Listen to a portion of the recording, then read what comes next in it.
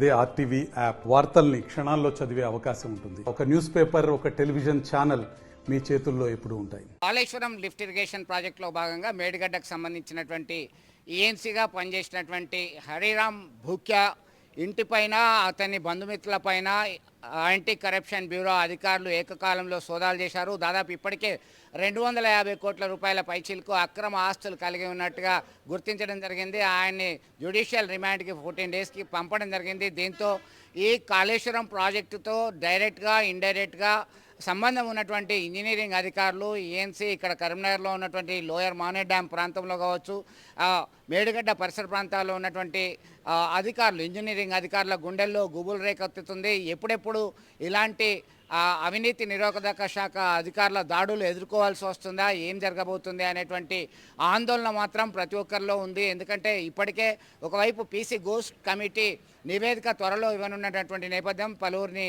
విచారించారు. పీసీ ఘోష్ నేతృత్వంలోని కమిషన్, అలాగే national dam safety authority, central water కమిషన్కి సంబంధించినటువంటి అనేక బృందాలు పలు దఫాలుగా తనిఖీలు చేయడం జరిగింది. ఖచ్చితంగా నాణ్యత లోపం ఉంది, అవినీతి అక్రమాలు కాళేశ్వరం లిఫ్ట్ ఇరిగేషన్ ప్రాజెక్టులో చోటు చేసుకున్నాయి కాబట్టే ఇలాంటి పగుళ్ళు వచ్చాయి, పనికి రాకుండా పోయాయి అని వచ్చినటువంటి నివేదిక నేపథ్యంలో అందరూ కూడా దొంగలు అంటే భుజాలు బునుకున్నట్టుగా వారు ముందు జాగ్రత్త పడుతున్నారు. ఎలా తప్పించుకోవచ్చు, మా వంతు వరకు దాడులు ఎదుర్కొంటే ఏం చేయాలి, ఎట్లా ఈ దాడుల నుంచి మనం ఓవర్కమ్ చేసే అవకాశం ఉంది అని చెప్పేసి ముఖ్యంగా ఇంజనీరింగ్ అధికారులు గుండెల్లో అయితే రైళ్లు పరిగెత్తుతున్నాయి.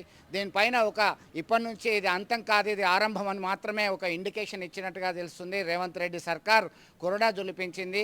ఆ కాలంలో ఎవరైతే యాక్టివ్గా ఇన్వాల్వ్ అయ్యారు, ఎలాంటి అనుమతులు ఇచ్చారు, ఎలాంటి క్వాలిటీ కంట్రోల్ ఎగ్జామినేషన్ చేయడం జరిగింది, ఎట్లా పనులు పూర్తయ్యాయి, ఇంత స్పీడ్గా 2016 నుంచి 19 వరకు కాళేశ్వరం లిఫ్ట్ ఇరిగేషన్ ప్రాజెక్టుకు సంబంధించినటువంటి అనేక పనులు పూర్తి చేసి దాన్ని ప్రారంభించడం జరిగింది. దాని ద్వారా మరి శంకుస్థాపన కూడా చేసి లాంఛనంగా ప్రారంభించిన తర్వాత గొప్పగా చెప్పుకున్నటువంటి అప్పటి ప్రభుత్వంలో ఇన్ని లుకలుకలు ఉన్నాయా, ఇలాంటి అవినీతి అక్రమాలు చోటు చేసుకున్నాయా అనేటువంటి చర్చ మాత్రం తెలంగాణ రాష్ట్ర వ్యాప్తంగా జరుగుతున్నటువంటి పరిస్థితిని మనం స్పష్టంగా గమనించవచ్చు.